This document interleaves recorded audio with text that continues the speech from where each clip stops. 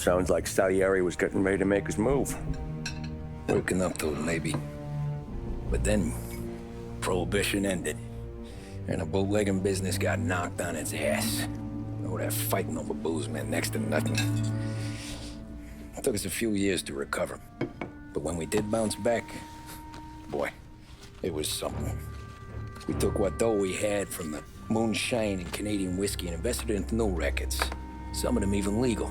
Construction, restaurants, trucking, gambling. We branched out into everything, except peddling dope. By 35, things were looking up.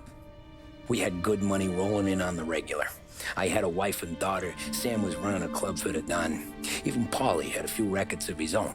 He wasn't exactly happy, but what do you call it?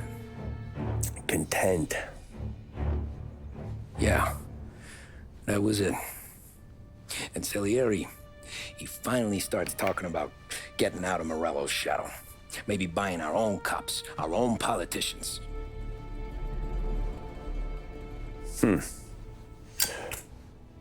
That's interesting.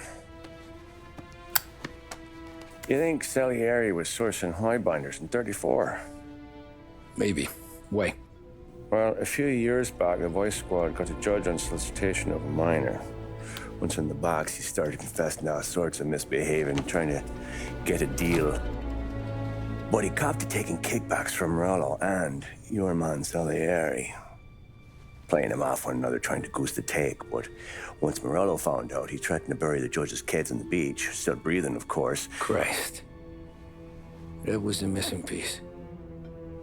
How's that? Morello was always winding us up.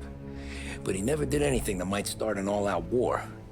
Learning Salieri was building his own bench must have finally tipped his scales. Because in 35, he hit us with both barrels.